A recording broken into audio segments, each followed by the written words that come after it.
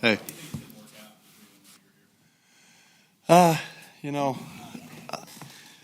we do wish him the best, and that you get emotionally attached to everybody you got here as players, and so I'm not gonna he's not on our team anymore. He's a Minnesota Viking now, so I'm not even gonna go into that or anything there. He gave us some good plays while he was here. He had a good training camp, like I said yesterday, and I wish him the best.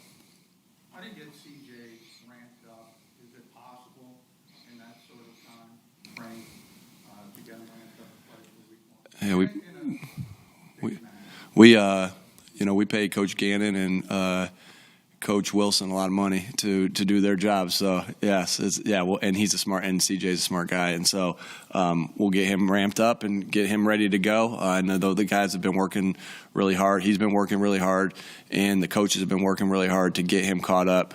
We did some things yesterday. We even got into a part of the field yesterday in the red zone that they didn't have a chance to install. But they were doing it a little bit on the field, even because you don't start with the install with red zone. But they caught him up, and he played. He had a good practice yesterday.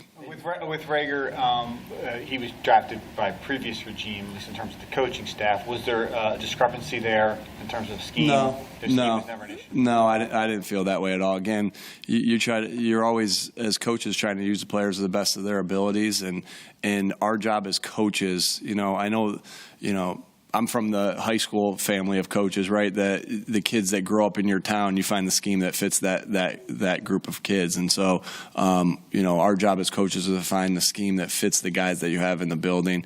And so I never feel that way about a player. Nick, what's the latest with Miles? You'll get an injury update from Bob as we come through. So he's getting better every day, and I'll never put a timetable on a guy, and but we're hopeful, and we'll see what happens. Last year, Rager was your primary punt returner. What are you guys planning on doing in that position now? And do you feel comfortable with the guys currently on the roster? Do you feel you have to make another move? And remember, the roster's not just 53 guys, right? We have 70 guys at our disposal, and so we feel like we have good options. We still have a player left to be able to pick up on our team, so there's options there. And we're not playing tomorrow, so we don't have to make that decision quite yet. And but when you work a guy, just like at any position, right? You get multiple guys ready throughout not just the week of the game, but throughout entire training camp, throughout OTAs. So we feel like we have some good options there. What do you like about Ian Book? What do you like about Ian Book, and why was he the choice there? We did a lot of work on him in the pre-draft process, obviously, and so sometimes when you don't get a guy sometimes that you might want, there's a little bit of like, oh man, I kind of wanted him. Oh shoot, they took him, or whatever it is, right? But you do the work in preparation of a day when you have an opportunity to potentially get him. And so, we did a lot of work on him. We liked him in the pre-draft process. I have a close relationship with the offensive coordinator at Notre Dame, Tommy Rees, who was my assistant wideout coach at the San Diego Chargers. And, I really trust Tommy's opinion as well. And obviously we trust our own eyes, we trust our own scouts, but, just a lot of work went into that. And I know Tommy said, one thing Tommy always said about him, and now this is a guy that won a ton of football games for Notre Dame in his program, is how good of a leader he is. How there be weeks go by where that ball weeks or days went by that the ball didn't touch the ground because of how accurate he is. So we're excited to work with the tools that he has. We know he'll fit in well with the room and fit in well with the locker room. Nick, what happened with Carson Strong? We have to make tough decisions as far as who gets the reps, right? And when you have 4 quarterbacks on the roster, you have to make, when you have OTAs and when you have training camp, there's 3, every other position essentially has 3 deep, right? And so you go in and there's 3 sets of reps. And so we started off early on in camp and OTAs and in training camp where they were splitting the reps, Carson and Reed. And, Reed was having a really nice camp. Reed was having a really nice camp, and the reps went that way, and that's just basically what happened with the way Reed was having his practices. He earned more reps, and that's why he played more in the preseason. Nick, on Monday, A.J. Brown shared with us that he had a little mini speech that was centered around accountability. I guess from your perspective as his coach, how do you appreciate that, him stepping up in ways like that? Well, shoot, yeah, you always want the leaders on your football team to deliver the message that they believe in, deliver the message that we believe in as coaches and we believe in as a team, right? Players and coaches. So, when you have good leaders like that, that's, they set the tone of how practice is. We might want to, as coaches, we might want to be out there, and we say it to them all the time, you get better by the intensity of practice, but ultimately they're out there practicing, and they got to get the guys going, and I think, AJ speaks to that. What was the explanation behind when Davion was cut? It was a numbers thing. It was that's really what it comes down to is we still have a spot. Yeah, we're still working on completing the roster, but a numbers thing as far as, and there's things obviously, Jeff, that are being worked on right now that nobody that we you guys don't know about, and we're obviously keep that low, but but it was just a numbers thing where we were, and we still want Davion to be part of this organization. We'll see what happens, and he's done some good things and made some good plays for us, and so hopefully that's not the last time we work with him. In December, you spoke about why some of the teams you've been a part of have peaked late in the year. Mm-hmm. The inverse of that is you've been a part of some teams that have started slowly. What goes into those slow starts? What contributes, to those? As far as going into slow starts, I think just sometimes, whether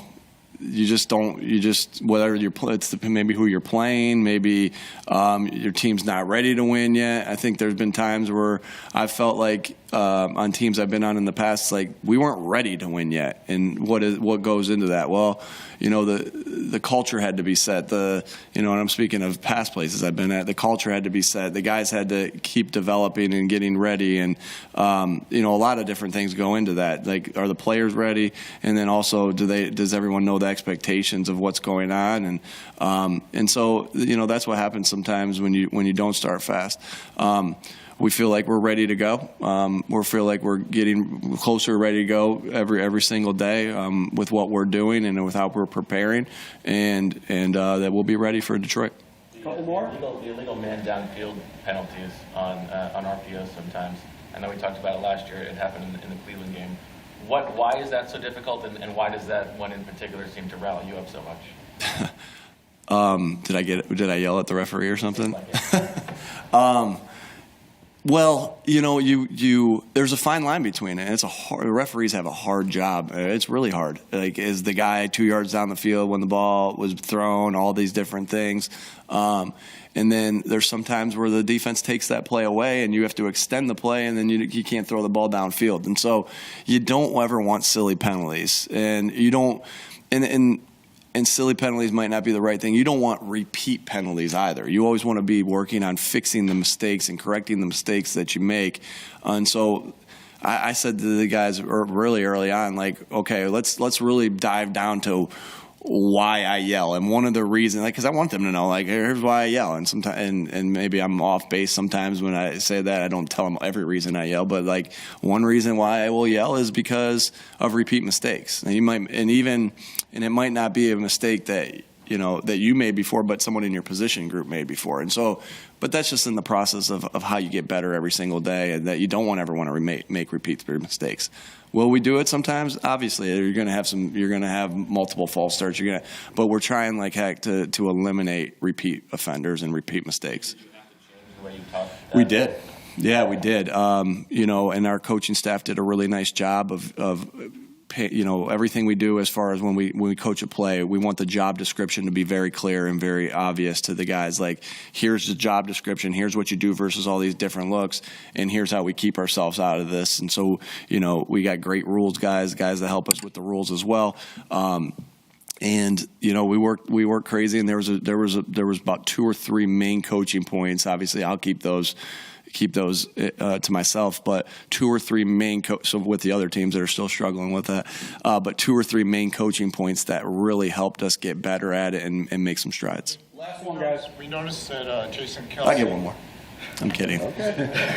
We noticed that Jason Kelce was back at practice yesterday and everything. And number one, like, how good is it to have him back? I mean, and obviously it speaks for his chances for week one. And also, how much has his absence helped Cam Jurgens' development? Yeah, so always happy when Jason Kelce's on the football field. Obviously, I've told him this many times. Like, when I'm the head coach here, I want him to be on the football team. There's no secrets in that.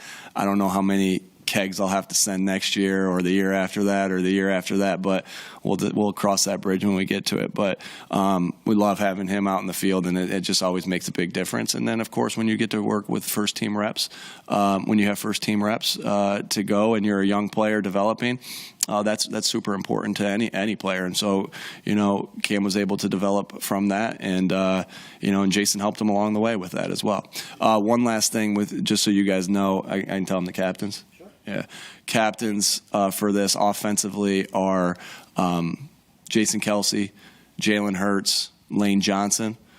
Defensively, Brandon Graham, Darius Slay, all right, and Fletcher Cox. And special teams, Jake Elliott. Voted by teammates? Voted by teammates. Yeah. Real quick, is Kelce still on target for week one? We'll get you that injury report. Yeah. All right, thanks, guys.